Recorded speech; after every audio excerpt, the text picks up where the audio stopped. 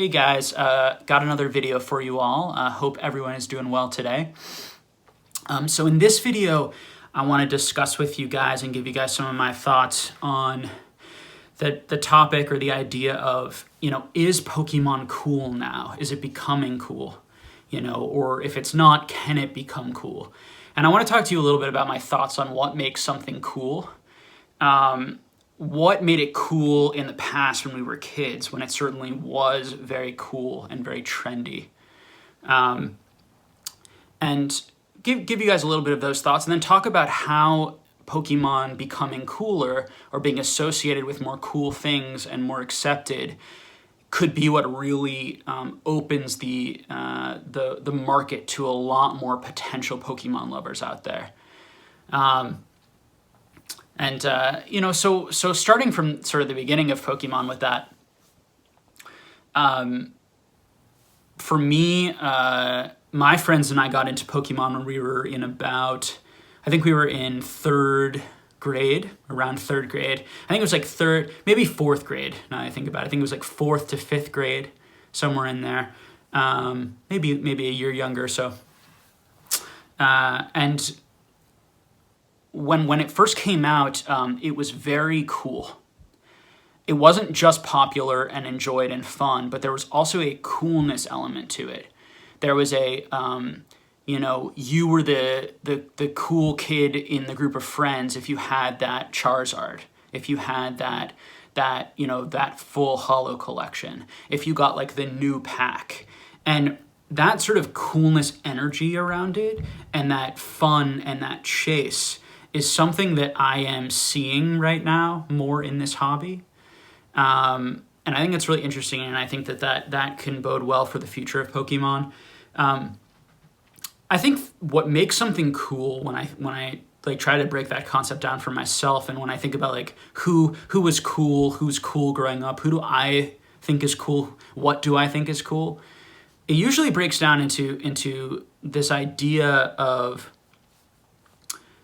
there needs to be something kind of like unique and different and exciting and interesting about the object, about the person, right?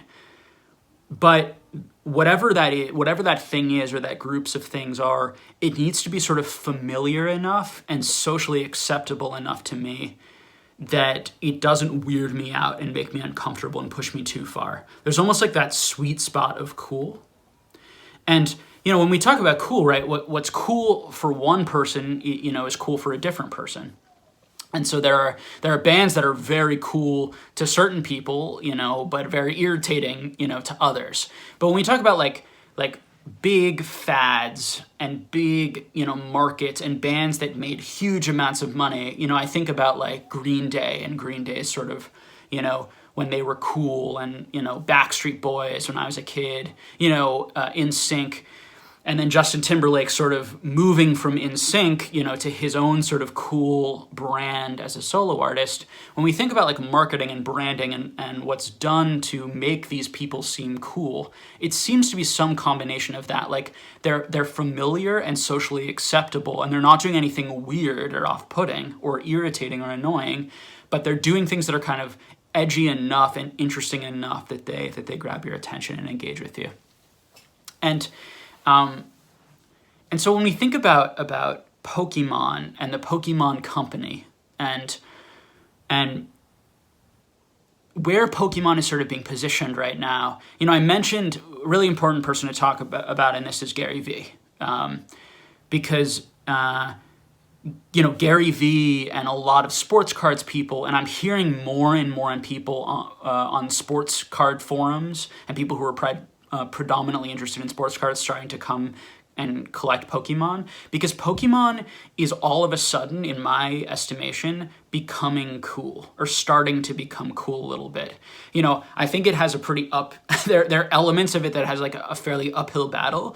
These are like and the way we can market Pokemon could have a drastically different feeling of Pokemon. So if I said, Pokemon is for losers and for like weird adults who never grew up and want to relive their childhood and like are putting like, how can you spend millions of dollars and put it into cardboard, right? doesn't sound cool. Sounds weird. Sounds outside of the mainstream. Sounds like a poor use of money. But then I could also say, Pokemon, like these things are integral and important memories in these people's lives. These are historical, pop culture icons for a whole generation of people that we were lucky enough to be a part of as kids. And we were lucky enough to share some of our greatest childhood memories with this franchise and enjoying this franchise with our friends and with our family and create these memories we're going to have forever. And being able to kind of re-engage in that hobby as an adult helps us kind of reconnect with that era in our life in a way that also combines financing, investing, community, meeting other people, other like-minded people, and just having a hobby that's kind of fun and interesting and engaging. And depending on how you talk about this and describe it, you can really sway people's probably subjective emotional opinion on is Pokemon cool. I talk about this with my girlfriend, and I talk about this with a lot of my friends who actually, liked Pokemon a lot when they were kids and haven't thought about it since. These are potential Pokemon hobby enthusiasts, some of them, and a few of them have reached out to me privately to talk about it, who got out of Pokemon just like me because it was too dorky or too nerdy, and we actually really liked it, but it was sort of like, it was you needed to grow up. It was childish. I think the feeling at the time when I was a kid, it was childish. This Pokemon, doing this childish, I'm going to go try to, have a girlfriend and, play sports and be engaged in these other sorts of things. And, because that's what felt cool in my little circle. And so I think if Pokemon can overcome that, when we speak of it from a marketing perspective, first of all, can they overcome that for kids? Can they keep kids connected and latch onto these things through their middle school years, through their high school years, through their college years? Or will they be singled out and you're a loser, you're a dork, you have to hide that? Is there shame around it for you? Or is it something that you're proud to show or at least kind of neutral in showing? And so I think that Pokemon overcoming that shame element is going to be really important in its marketability in the future and in the profitability of people who are sort of investing in it right now. So really important things for people to think about. And I think that Gary Vee and, Justin Bieber, who had a Pokemon collection, it's like when we see superstars from our generation.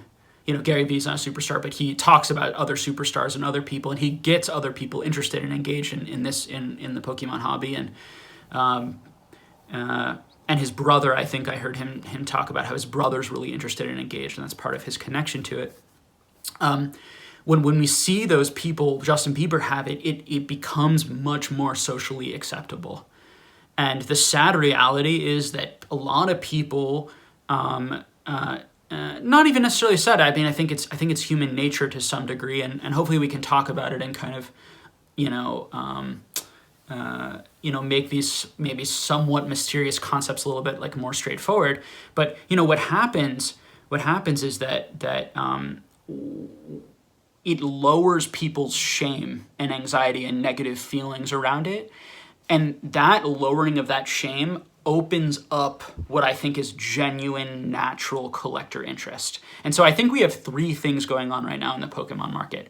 I think we have an investor flipper mentality of people who really aren't that interested in Pokemon, but see it as a way to make money, but see it as most prominently a way to make money. And likely they have some experience and some interest in it, but what really is going to attract them at the end of the day is that money and that money potential. So we have that part of the market, and that's always going to be part of the market, but that isn't what's going to sustain the market. So we have that category of people.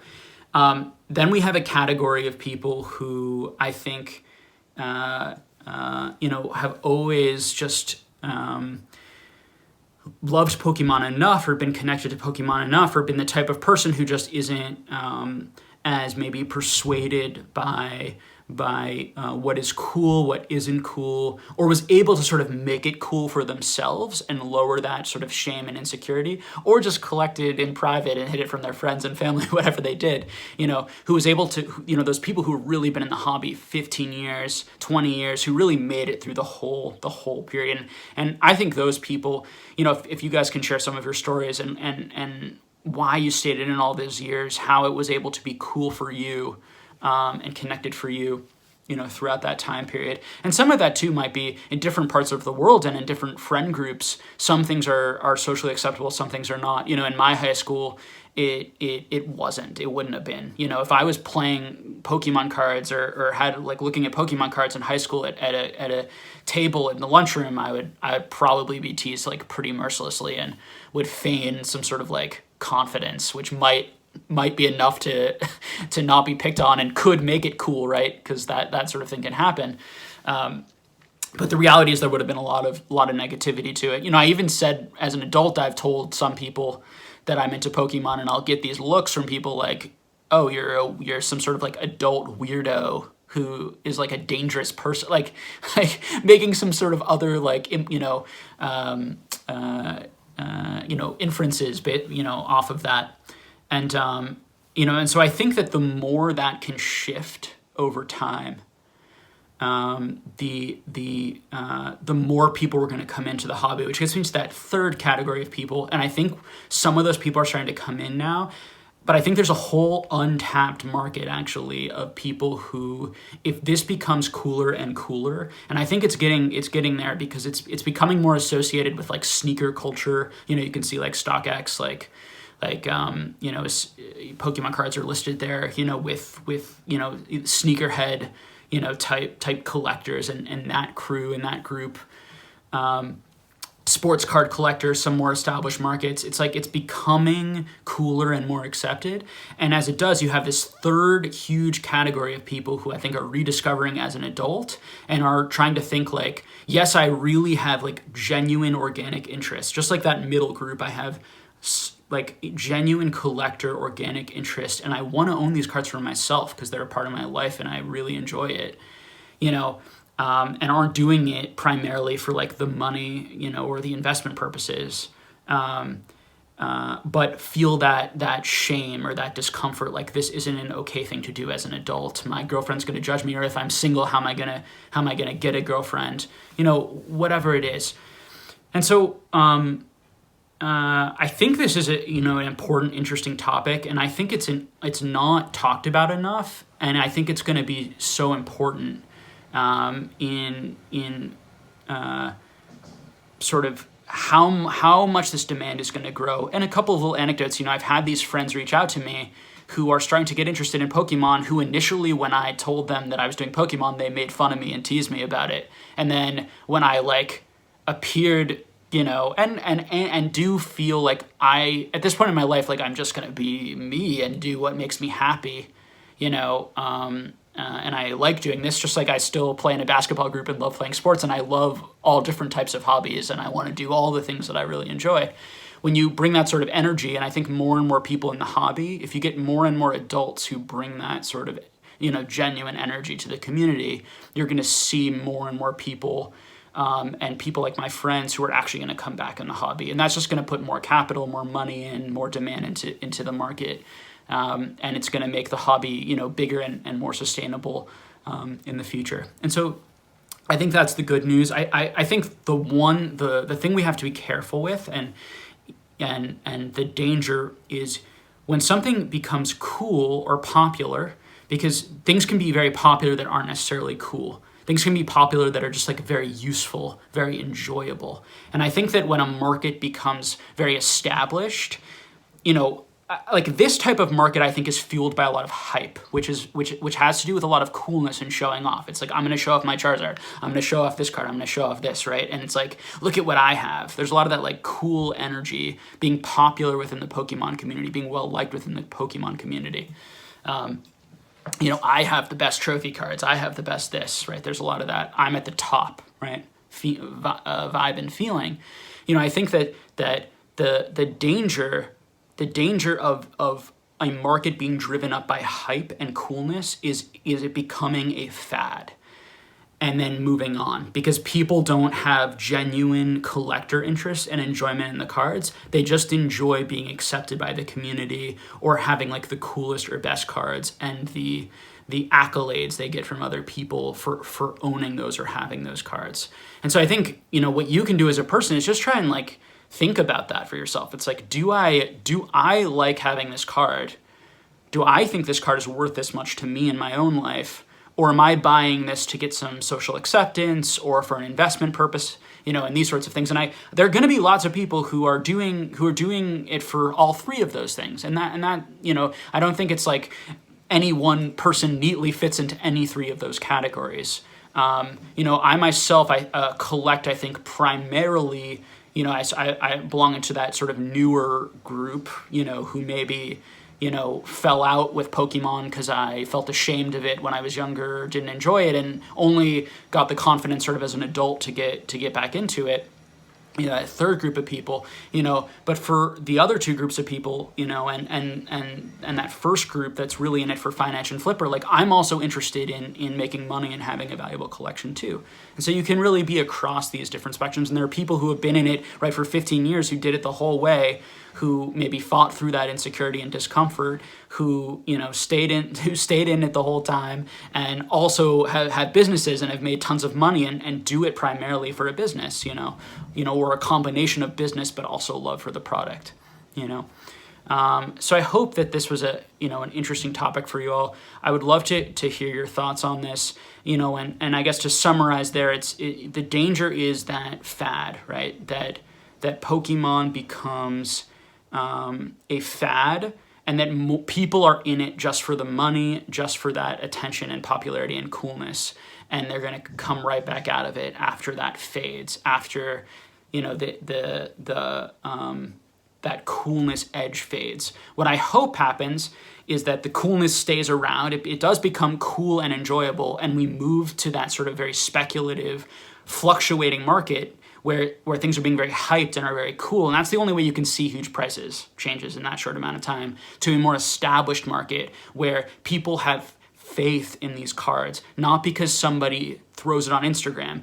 I want to get to a point where lots and lots of people, and you know, please ask me your financial questions. It's totally fine, and lots of people are. But I want to get to a point in the hobby where people are very anxious, I think, and about the prices of the cards and what they should buy and are they going to hold. And so because we're in a very speculative place, once we get to a very established market, people are going to be like, I feel comfortable that this card is not going to fall down a lot in value because I understand its value to people, I understand its place in history, and I understand how many other people in the world and in this community feel the same way about this card, regardless of an Instagram post saying this card is awesome or this card is terrible.